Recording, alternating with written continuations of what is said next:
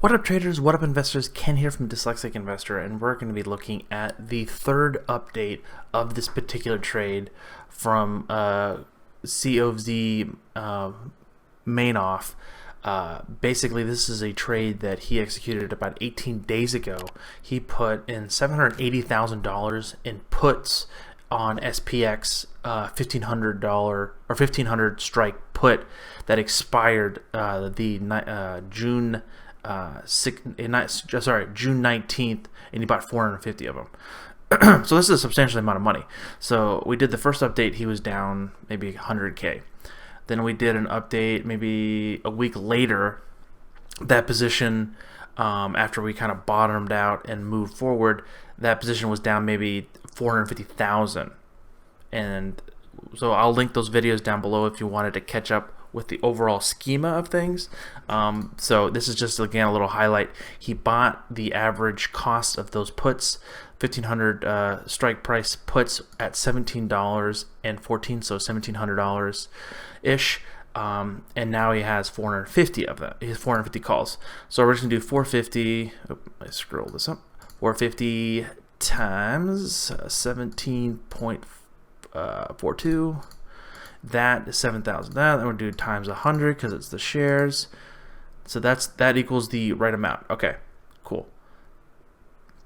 That is basically what he started out with, to be exact. And then let's go to 450 times, and then we're gonna go look at the chart. Okay, and this is SPX here.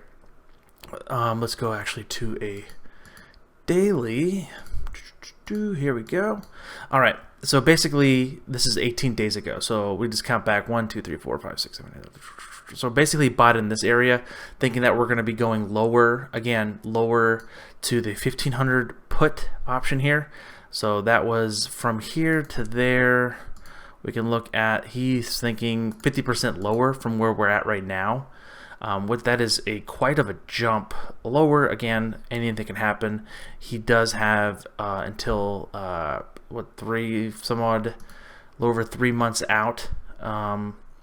So basically, 66 days out, and the implied volatility is expecting a move of plus or minus 350 from the current price.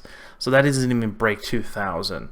So then if we go to the strike price of 1,500, it's currently trading basically, let's just call it $2 to be even. So let's go back to the calculator and do this times by $2. Oops, did I do that right? Yeah. So it's 900, then we do times 1,000. So it's $90,000. So $90,000. So basically, you started out with 383 minus that, minus the, minus 90. Oops, I can't type here. So he lost nearly $700,000. So he's lost nearly 80% of his investment currently so far. That's if he's still holding the trade, which it looks like he still is, due to the fact of, oopsies, my bad. I don't want to do this. All products. There we go. The $1,500 strike price right here. The volume has actually upticked, and the volume kind of basically was quite high today. Again, we can look at the delta, which again, the delta is the probability of this strike price. It's below 0. So it's basically, the chances of this happening is less than 1%. They can't even put a decimal point on it. It's just basically, it's highly unlikely that this is going to happen. And you can kind of see here, it's basically 0. There's basically no activity. These are probably folks selling these out here, because you have the right to sell puts and calls. So he's buying these puts. So he's paid a premium to potentially get more money out of them in the near-term future. I think we started this about, he said 18 or 20 days ago. So he bought these maybe-ish 78 days ago, maybe longer. That was the last time we checked in. But looking at this is that's a rough day for that guy. I feel really sorry for that dude. That's a heck of a call. again, anything can happen, but a lot of this stuff has been crossing over. The moving averages have crossed above the 21. Things are printing higher. Earnings are coming out this week. J&J did great. Banks are reporting pretty good things. Goldman Sachs is reporting great things. We have completed the 50% retracement, and there's a really interesting stat that I heard. I think it was from Jim Cramer, one of the people he interviewed for technical analysis. Ever since we would hit a bottom, and then the markets rally 50%, and once they cross that 50% and close above it, it is since the last 21 bear markets or corrections, once it crosses this 50% retracement, and it never goes back below it. In the near term, that is. In the near term of basically this is the bottom they're calling. So in this guy's case, this is not a really good scenario because we're talking about stats here on looking at the overall, showing that historical data. Once we hit a bottom and then we rally from that pivot point 50%, we won't touch that. It's just basically it's a bull market. Let's go. Let's start printing those bills. So that's a super tough call. Again, it's not like it's not chunk change. This is not a couple $100 or $50. This is $780,000 that this guy put into here, and he basically is down $693,000 now. I think the last update we did, he was basically down like $475. So 475 and to this is like, whew, that's a rough day because he's basically lost 50% of his investment there, and then he lost. Now he's down to like 80%ish on his initial investment. And that money's going to be very difficult to get back because these options are away from the chain. Because again, just give you a little perspective, like this is the strike price is way up here, and if I keep scrolling, we're currently trading at 28.41, and I'm not even there yet. So here's at the money, and the likelihood of it getting all the way down there is very lackluster. And I don't have a crystal ball. No one else has a crystal ball. Maybe this guy has a vision of some kind during his sleep. I don't know. It's a Wall Street Bets individual, so there probably is no sanity regarding around his decision making. So he clearly put on a bet, and now he's paying for it deeply in a sense of probably not able to sleep at night, just crawling away of this SPX is constantly grinding higher.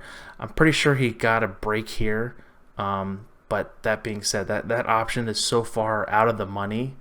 The premium is just going to decay. The theta is going to start kicking in around the 60 to 45 day. That theta is going to start kicking in, and that option is the theta, the time decay is just going to kick in, and it's just going to lose value. And since the volatility has been going down as well, so the VIX, so we can look at the VIX here.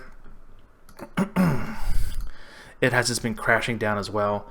All the moving averages, the purple crossed above the yellow, and all the moving averages are pointing down. This is the volatility index. This is a two-prong thing where it basically captures the amount of people being to hedge their positions. That's usually through puts. A lot of it is an SPY or SPX or future puts.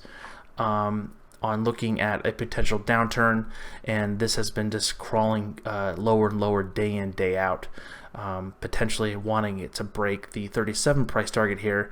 So it's just getting lower and lower, meaning that the risk and the sentiment overall in the markets are less bearish and becoming more bullish.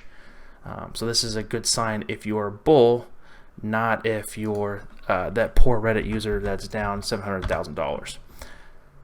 So lesson learned, don't put in $780,000 in a single basket. But again, that's Wall Street Bets. I just like to do the commentary on it. I like to use that as learning lessons. I would never do that scenario. I hope any sane person doesn't. But again, it's entertainment, Wall Street Bets kind of style. it looks legit to the most part, but yeah, you just never know. But we'll see. Probably check in maybe one more time on this user to see anything. I haven't seen anything. He hasn't posted anything in a minute or so. Let's see. Yeah, look at this. He posted 2 hours ago. Yeah.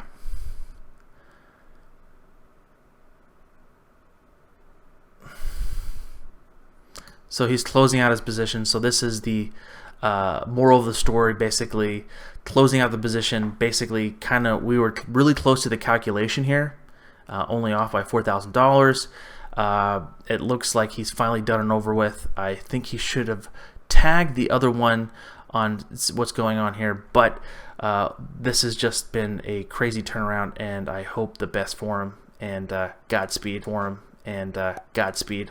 Guys, if you have any questions, comments, please leave them down below. Again, this is Ken from the Dyslexic Investor, and I'll catch you guys on the flip side. Peace.